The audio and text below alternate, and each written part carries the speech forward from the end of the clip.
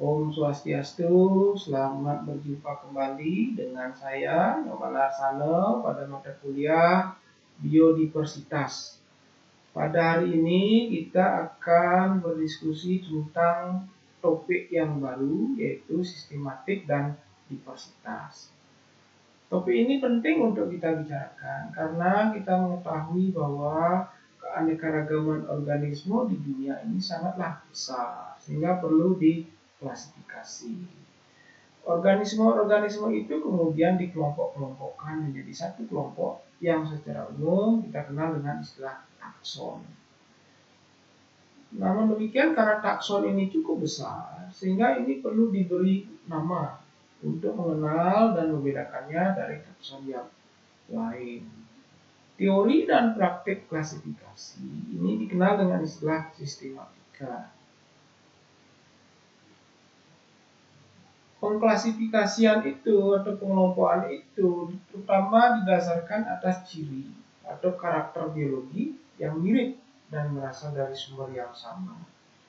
Ciri-ciri itu dikenal dengan ciri-ciri taksonomi. Secara umum ini dikenal ada paling tidak 5 ciri besar, kelompok besar, yaitu berdasarkan ciri morfologi, ciri fisiologi, ciri biokimiawi, ciri ekologi maupun ciri geografi. Kita mengenal ada berbagai macam tipe atau macam klasifikasi. Yang pertama adalah sistem klasifikasi alami.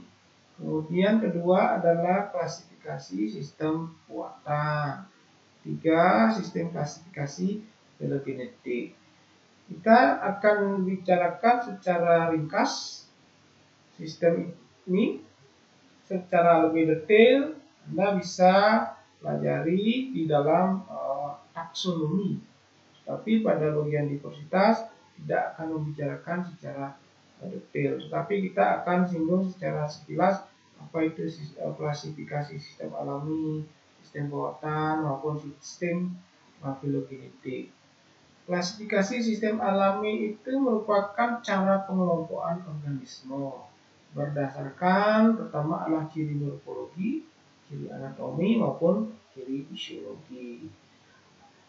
Pada sistem ini, jika dua organisme memiliki banyak persamaan, maka kedua organisme tersebut dimasukkan dalam satu kelompok yang sama. Misalnya, makhluk hidup yang memiliki persamaan di antaranya adalah dapat bergerak, maka organisme itu dikelompokkan sebagai kelompok hewan. Kemudian kelompok yang lain, jika makhluk hidup itu tidak bisa bergerak tetapi bisa berfotosintesis, maka dikelompokkan sebagai kelompok tumbuhan. Kemudian lebih lanjut, misalnya tumbuhan itu, misalkan tumbuhan yang memiliki ciri habitus atau perawakan yang sangat tinggi, berkayu, kemudian dikelompokkan sebagai satu kelompok tumbuhan yang kelompoknya pohon. Kemudian tumbuhan yang lain yang tumbuhan berkayu yang memiliki habitus yang lebih pendek, yang pendek-pendek, rendah-rendah, ini maka dikelompokkan sebagai semak. Kemudian kelompok yang lain itu herba. Jika tumbuhan ini tidak berkayu dan memiliki air, tumbuhan berair, maka dikelompokkan menjadi kelompok herba. Itu adalah sistem klasifikasi alami yang pengelompokannya ini didasarkan atas banyaknya persamaan ciri di antara organisme tersebut. Kemudian yang kedua adalah klasifikasi sistem buatan. Merupakan cara pengelompokan pertama berdasarkan pada sejumlah kecil persamaan ciri morfologi. Walaupun ada kesamaan yang lain yang mungkin memperlihatkan perbedaan, tapi sistem ini lebih fokus kepada sebagian kecil persamaan morfologi yang sangat kuat. Sistem ini terutama diperkenalkan oleh Carolus Linnaeus dengan sistem klasifikasinya yang disebut dengan sistem binomial yang terdiri dari dua kata, yaitu kata pertama itu menunjukkan genus dan kata kedua adalah keterangan jenis atau epiteton spesifikum. Misalnya adalah bambu. Bambu ini diberi nama dengan dua kata, yaitu kata pertama ini menunjukkan genus, itu bambusa, dan kata kedua adalah sebagai keterangan jenis, penunjuk jenis, itu misalnya adalah spinosa. Spinosa berasal dari kata adanya ciri duri, yaitu bambu yang berduri, maka diberi nama bambusa spinosa. Jadi sekali lagi, sistem klasifikasi sistem buatan ini didasarkan atas sejumlah kecil persamaan ciri morfologi tanpa memandang persamaan struktur yang mungkin memperlihatkan kekerabatan. Jadi dalam konteks ini lebih contohnya di sini adalah bambusa spinosa ini didasarkan atas adanya duri pada jenis bambu itu. Yang ketiga adalah sistem klasifikasi sistem filogenetik. Ini disusun berdasarkan jauh dekatnya hubungan kekerabatan antar takson, yang sekaligus juga mencerminkan perkembangan makhluk hidup itu. Sistem ini bertitik tolak dari teori evolusi Darwin bahwa organisme ini berubah sehingga karakternya akan berbeda dengan karakter nenek moyangnya. Pada sistem ini, organisme-organisme yang berkerabat dekat akan memiliki persamaan ciri yang lebih banyak dibandingkan dengan organisme yang berkerabat jauh.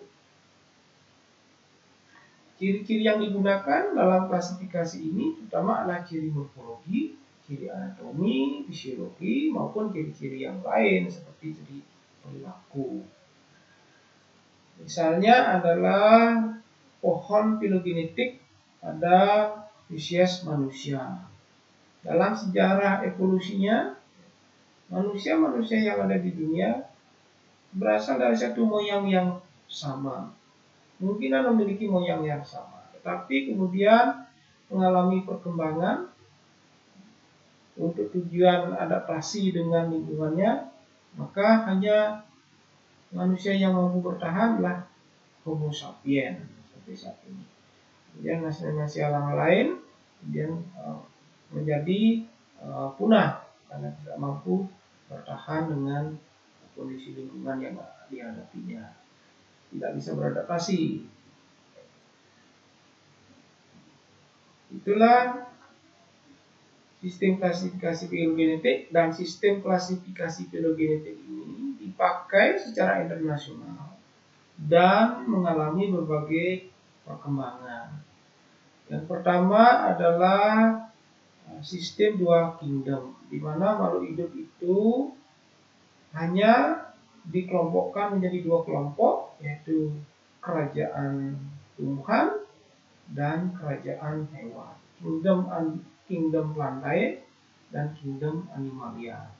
Ini hanya didasarkan atas adanya klorofil, kemudian kemampuan bergerak. Jika makhluk hidup itu mampu bergerak bebas, maka dikelompokkan sebagai kingdom animalia. Tapi jika mampu berfotosintesis, maka dikelompokkan sebagai plantae atau tumbuhan. Namun demikian, kemudian ditemukan beberapa makhluk hidup yang memiliki kedua ciri ini, mampu berfotosintesis dan mampu bergerak bebas. Karena itulah kemudian dikembangkan sistem tiga kingdom yang dikeluarkan oleh Ernest Haeckel. Jadi organisme-organisme yang mampu bergerak, mampu berfotosintesis ini dikelompokkan dalam satu kerajaan yang dikenal sebagai protista. Sementara organisme yang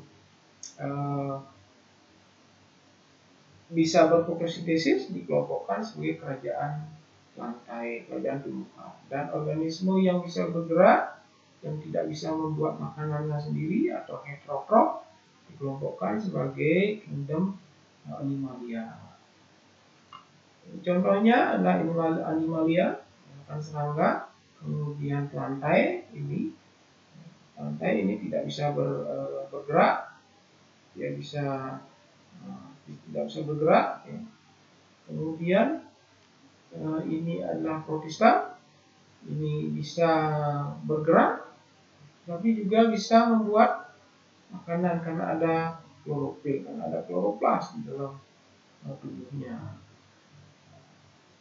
Kemudian dari perkembangan itu kemudian disusunlah 4 kingdom, di mana Monera, protista, kemudian dipisahkan lebih lanjut karena adanya inti sel.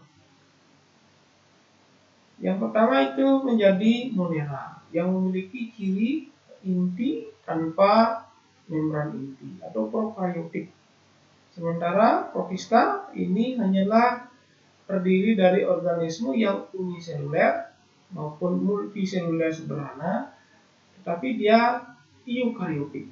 Jadi memiliki dinding inti, memiliki membran inti. Kemudian tumbuhan ini dikelompokkan di antaranya adalah terdiri dari jamur, tumbuhan, lumut, paku maupun tumbuhan berbiji yang memiliki ciri adalah autotrof, bisa membuat makanan sendiri. Kemudian Animalia, hewan, cirinya adalah heterotrof, tidak bisa membuat makanan. Kemudian yang eukaryotik dan multiseluler. Namun demikian, jamur kemudian dipisahkan lebih lanjut. Ini tumbuhan dan jamur ini masih dalam satu kingdom lantai. Kemudian protista dipisahkan menjadi protista dan Monera. Monera tidak memiliki membran inti, sementara protista memiliki membran inti. Kemudian dikembangkan menjadi sistem 5 kingdom, di mana tumbuhan, jamur dipisahkan, yaitu jamur ini termasuk organisme yang eukaryotik, tetapi dia heterotrof karena tidak memiliki klorofil. Kalau tumbuhan dia adalah autotrof, bisa membuat makanan sendiri karena memiliki klorofil. Tapi kalau jamur ini tidak memiliki klorofil, sehingga dia bersifat heterotrof. Kemudian perkembangan lebih lanjut bahwa Monera ini dipisahkan lagi.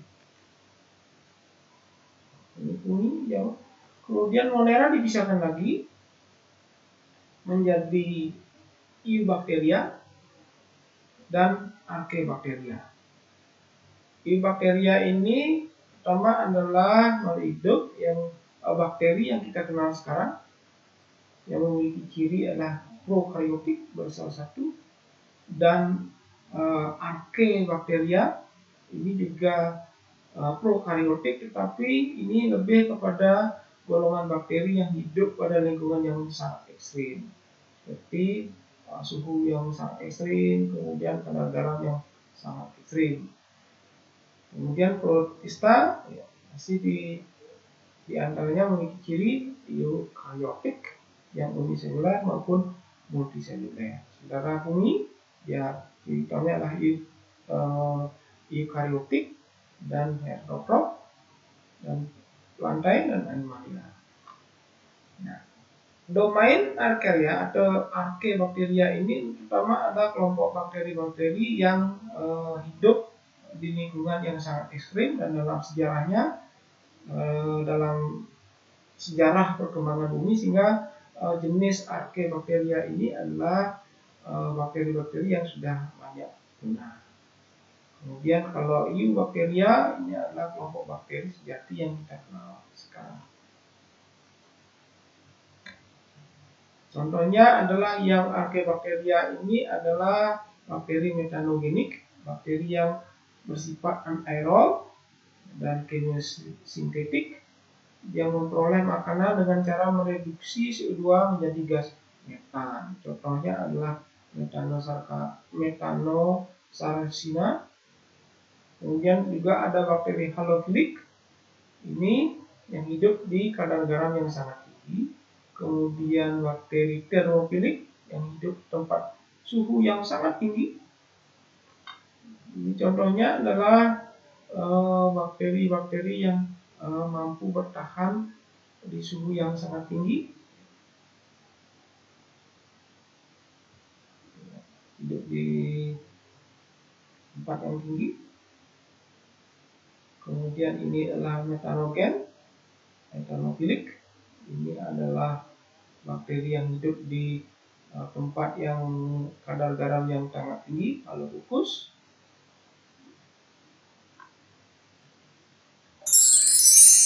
Kemudian lantai, tumbuhan juga dibedakan lebih lanjut menjadi divisi lebih lanjut.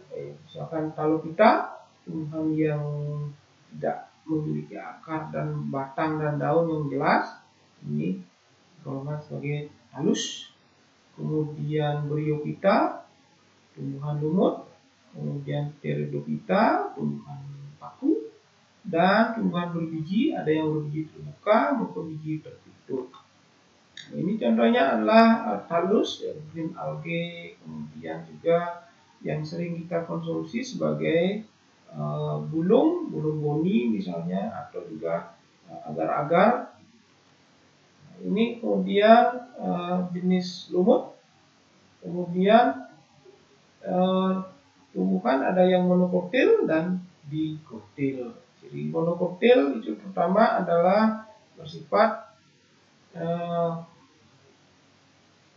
keping satu, yang ini adalah keping 2, dikotil. Ketika dia dikecambahkan, maka dikotil ini, kotiledon ini akan muncul di atas permukaan tanah atau bersifat epigel.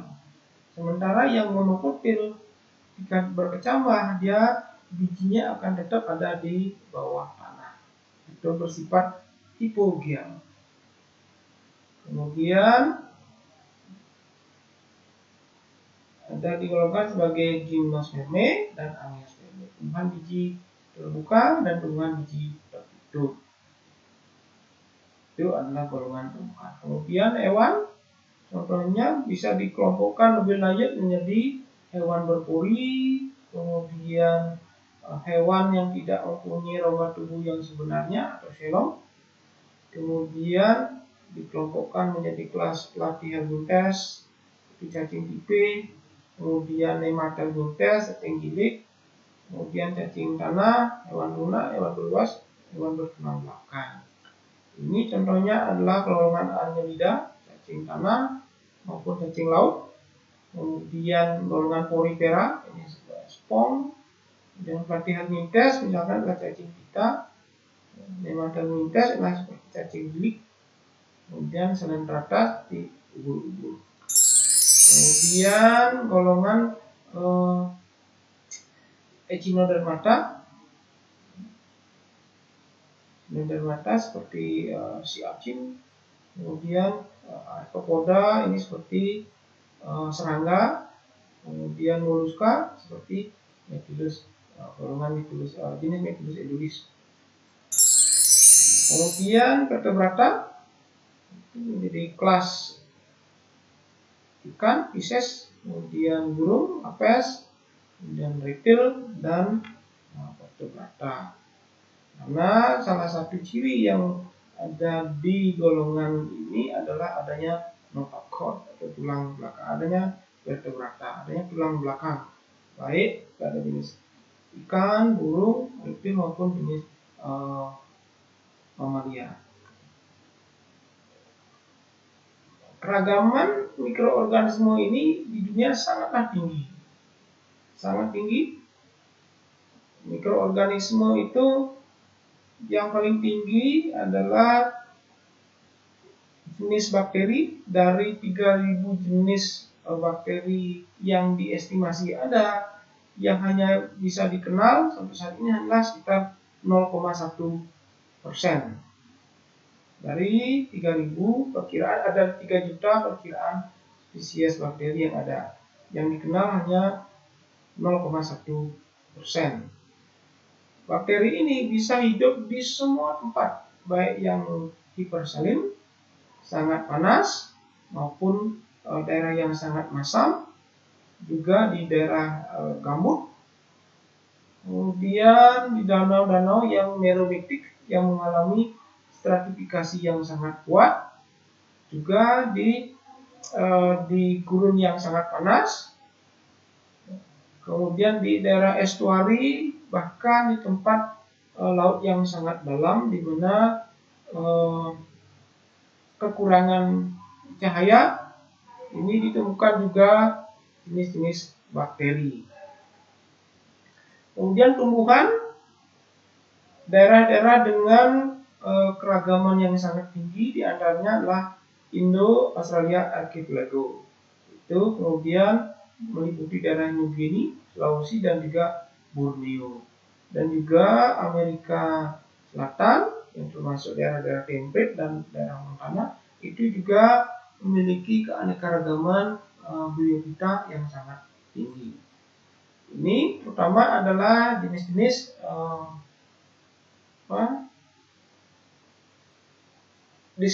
Discranaceae yang terutama adalah lumut yang meliputi jenis-jenis hampir sekitar 7 spesies lumut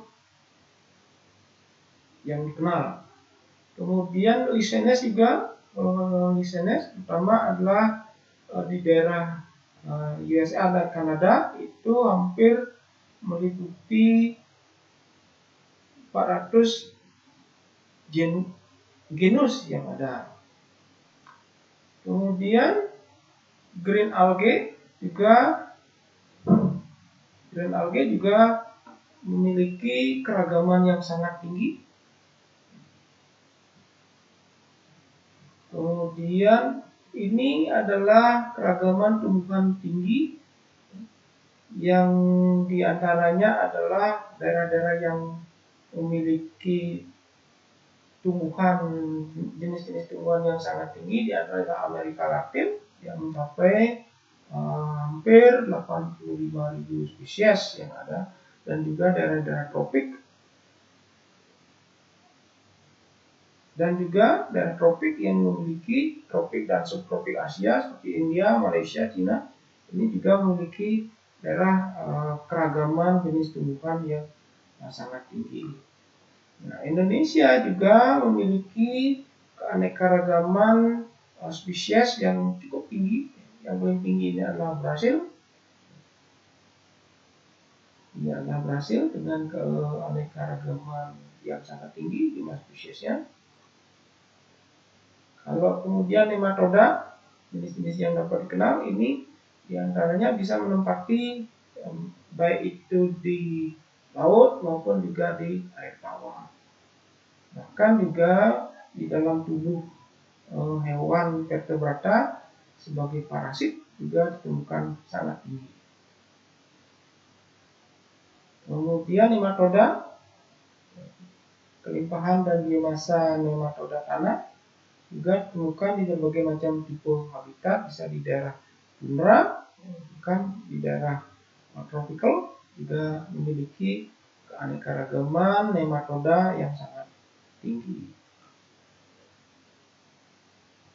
Keragaman nematoda itu pertama adalah di dalam tubuh manusia sebagai jenis yang infeksi, terutama adalah jenis Ascaris, cacing belang, kemudian juga cacing tambang, itu adalah jenis-jenis yang sangat tinggi di dalam tubuh manusia.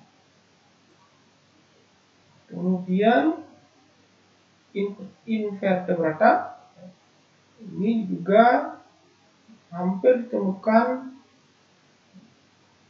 banyak jenis di daerah, baik di daerah bentik, misalkan jenis Annelida, Itu hampir ditemukan 300 jenis lebih. Kemudian ikan ini juga jenis yang sangat tinggi, terutama adalah di freshwater, di daerah air tawar, terutama di daerah Amerika Selatan itu memiliki hampir 2.200 spesies ikan.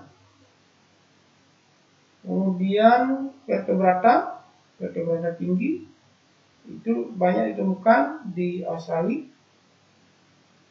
Kemudian Indonesia juga banyak memiliki vertebrata tinggi, termasuk nomor 3 di dunia setelah Brasil, setelah Australia dan Brasil nomor 3. Demikian juga spesies endemis, Indonesia juga memiliki spesies endemis yang paling tinggi di dunia. Itu untuk spesies mamalia.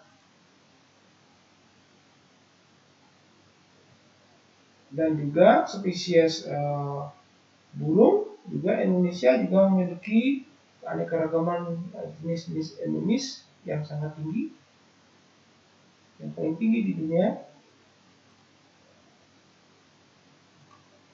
Saya kira itu adalah bahwa keanekaragaman spesies yang ada di dunia sangat tinggi, mulai dari invertebrata sampai vertebrata, dan Indonesia termasuk salah satu negara dengan keanekaragaman jenis endemik, terutama adalah mamalia dan burung yang sangat tinggi. Demikian yang saya sampaikan, terima kasih, dan saya akhiri dengan para Santi. Om Santi.